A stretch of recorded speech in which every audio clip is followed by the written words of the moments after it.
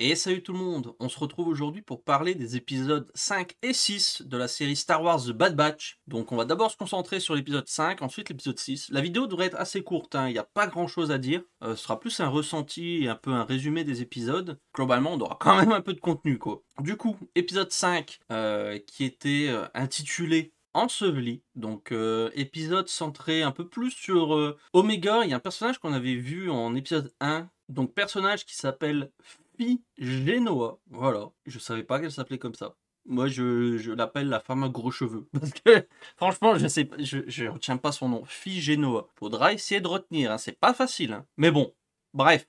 Épisode centré beaucoup plus sur Omega et elle. Donc, Omega trouve une espèce de boussole dans un tas de ferraille. Voilà, il récupérait de la ferraille, sans doute pour les revendre ou autre, hein, je sais plus trop. Et ce personnage, donc du coup de Phi, va se rendre compte que c'est une boussole et que cette boussole indique une position. Quand ils se rendent à la position, ils vont se rendre compte qu'ils vont trouver le cœur de la montagne. Et là, j'ai rigolé parce que je me suis dit, purée, le cœur de la montagne, c'est l'Arkenstone. Ils nous font un remake du Hobbit. J'étais mort de rire. Mais bon, bref. Donc du coup, ils se rendent à cette montagne et ils se rendent compte que c'est un ancien temple enseveli à cet endroit-là. Donc je me suis dit, quand tu vois le design du temple, etc., je me suis posé la question de est-ce que ce serait pas un temple Zepho qu'on voyait dans Jedi Fallen Order. Donc je sais pas, j'ai pas eu de réponse à ce sujet-là. Si vous en avez, dites-le moi. Mais bon, en tout cas, ça m'y a fait penser au niveau du design. T'as un peu des énigmes, etc. Il y a des pièges et tout. Donc ça m'a vraiment fait penser à ça, au temple Zepho. Après, ça peut être autre chose, hein, mais on sait que c'est un temple qui a des millénaires, etc. Et du coup, ils se rendent là-bas. Donc ils avancent, etc. L'ambiance. J'ai adoré l'ambiance parce que c'est justement ça que j'adorais dans Jedi Fallen Order. C'était justement ce côté un peu archéologique de Star Wars, où tu te dis que tu vas dans des temples qui ont des millénaires, etc., qui ne sont pas des temples Jedi, mais d'autres civilisations qui ont existé avant. C'est ce que j'adorais aussi dans tout ce qui était Old Republic, etc., avec les anciennes civilisations. J'ai toujours trouvé ça passionnant dans Star Wars, ce côté un peu archéologie et tout. Et c'est pour ça qu'on en parlait sur Discord avec des amis. On se dit, purée, une série, soit animée, soit live action, ou même un film, ou quoi que ce soit, sur Dr. Aphra. Ce serait incroyable, parce que pour ceux qui savent pas, Dr. Aphra, c'est un personnage qui est archéologue, je crois, dans Star Wars, si je dis pas de bêtises. Et du coup, ce serait juste génial, quoi, parce que un épisode comme ça, centré, c'est totalement un épisode filler, il n'y a pas de souci là-dessus. Mais je l'ai trouvé ultra passionnant par la musique, par l'ambiance, le visuel qui était très beau, etc. T'as ce côté archéologique que j'aime beaucoup et que, de toute façon, je suis un fan d'histoire, hein. Ceux qui me connaissent un peu le savent. L'histoire, c'est vraiment un truc qui me passionne depuis des années. Et là, d'avoir ça un peu dans Star Wars, juste une petite bulle comme ça dans The Bad Batch, bah j'ai adoré. Il n'y a pas grand chose à en retirer, mais juste j'ai trouvé vraiment ça cool. Pareil, après, quand il récupère cette fameuse pierre, là, le cœur de la montagne, ça déclenche une espèce de machine tout droit sortie de Horizon Zero Dawn, là, les grands coups. C'est exactement le même design, ça marche exactement à la même vitesse et tout. Je sais pas pourquoi ils sont amusés à faire ça, mais ça déclenche du coup cette machine qui, elle, pour le coup, détruit tout ce qui se trouve sur son passage, hein. Elle tire des rayons, tout explose, tout est détruit et tout. Et du coup, ils ont juste remis le cœur dedans, quitte à sacrifier un peu la surprise, parce que c'est un peu, comme dit Fille, elle c'est un peu une archéologue, tout ça. Et elle dit c'est un peu l'artefact le plus recherché par les archéologues au monde, quoi. C'est vraiment, c'est limite une légende ce truc. Et le fait qu'il avait trouvé, bah, elle a dû le remettre, etc. Mais ça lui fait mal, tu vois. Bon, après, c'est tout. Elle va trouver autre chose, etc. Comme elle dit, la galaxie regorge de mystères à découvrir, etc. D'artefacts cachés, tout ce que tu veux.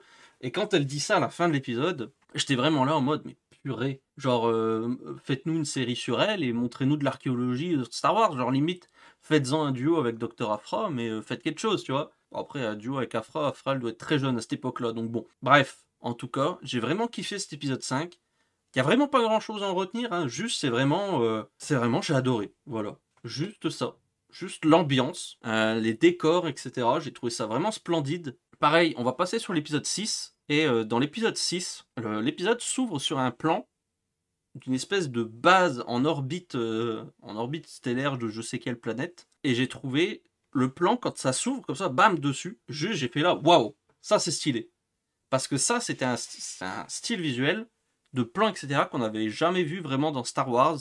Ça me faisait un peu penser, comment dire, dans les jeux Star Wars, t'as souvent des orbites stationnaires autour des planètes. Et c'est un peu ça, en fait. C'est un peu le même style, un peu de citadelle flottante, etc. Sauf que là, c'est un peu un truc de contrebandier où, justement, la Bad Batch doivent ramener des puces d'identification à des droïdes pour je ne sais quelle raison, sûrement pour être revendus par la suite. Hein. Mais bah, ce plan était vraiment stylé.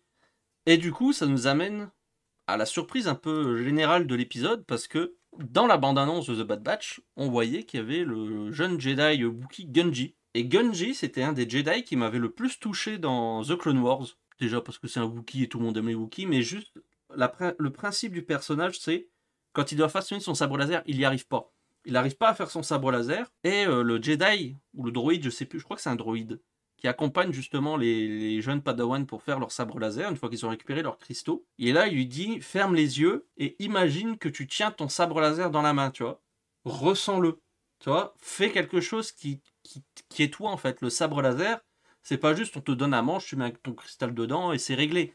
Le sabre laser, c'est vraiment le Jedi qui, dans la méditation, va l'imaginer, le penser, etc. C'est pour ça d'ailleurs que Obi-Wan, son sabre laser, a un style, donc dans l'épisode 3, l'épisode 4, etc.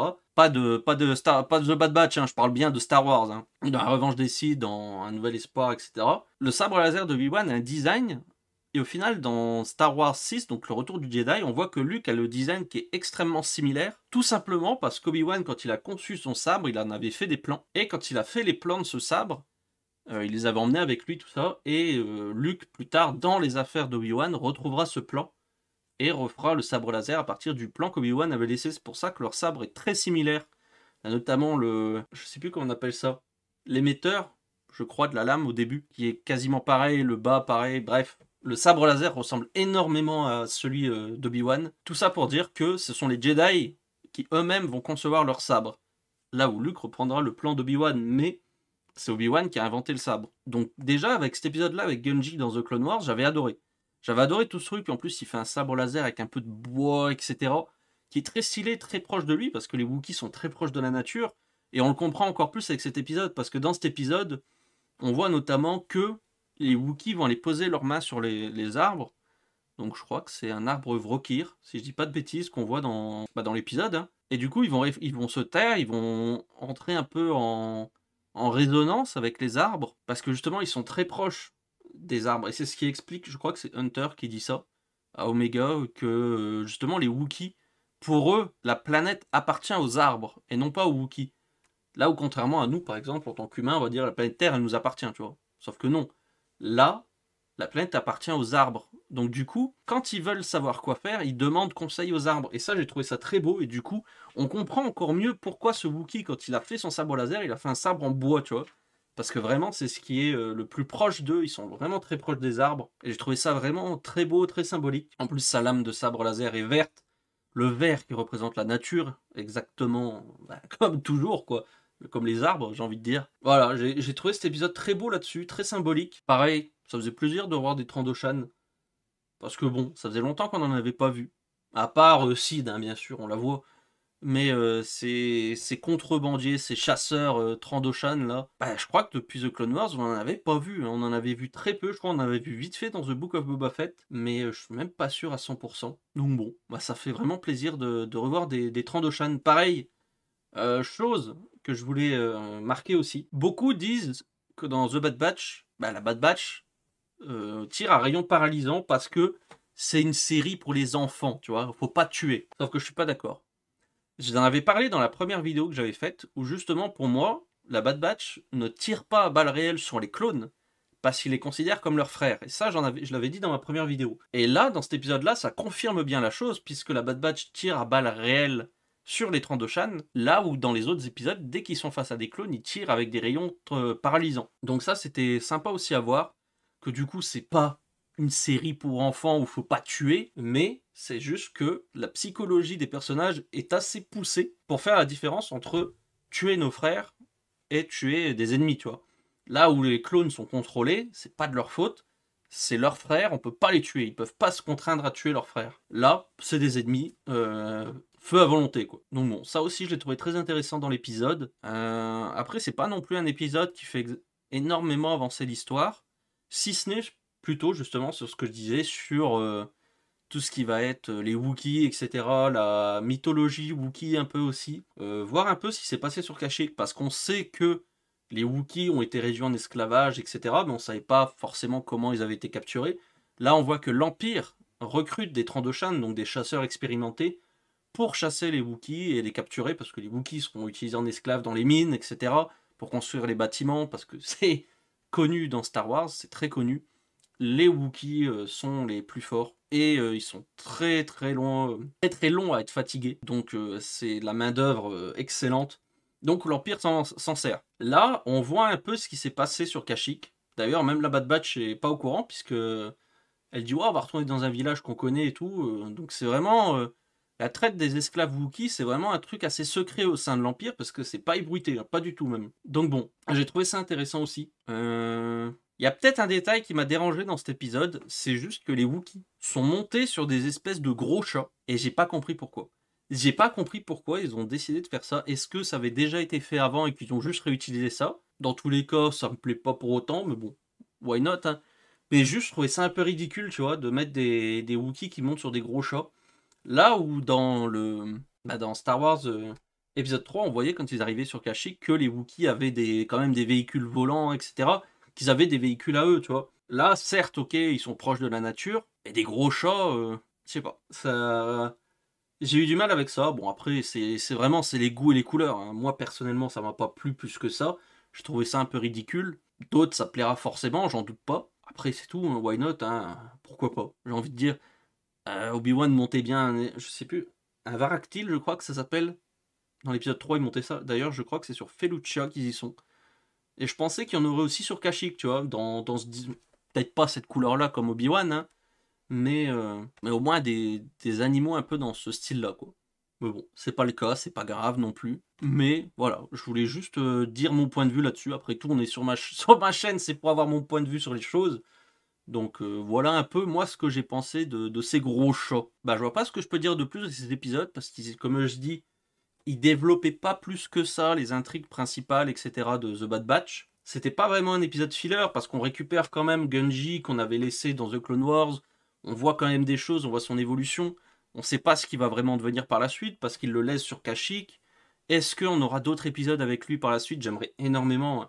Est-ce qu'on aura peut-être une histoire sur Gungi? Pourquoi pas? Parce que bon, il est remis sur Kashyyyk, mais il veut retrouver son village natal, sauf qu'il en a aucun souvenir, il le voit que dans ses rêves. Donc est-ce qu'on aura pourquoi pas une mini-série sur lui? Moi j'aimerais bien, je dis pas non, hein. Une mini-série animée sur Gungi, je sais pas moi, 10 épisodes, pourquoi pas? Pourquoi pas? Franchement, moi je dis pas non. Donc bon, voilà. C'est tout ce que je pouvais dire là-dessus. Abonnez-vous ici à ma chaîne donc pour voir tous mes avis sur mes films, les séries, etc. La dernière vidéo qui est sortie, que je vais mettre juste là, c'est sur le film Knock at the Cabin. Je mettrai ici aussi ma chaîne secondaire de jeux vidéo, voilà, où on fait du let's play du moment, et Hogwarts Legacy arrivera bientôt dessus. Là, pareil, je vous mets aussi une des dernières vidéos qui était sortie, donc c'est mon avis sur l'épisode 3 de The Last of Us. Voilà. Et sur ce, ciao tout le monde, et à la prochaine!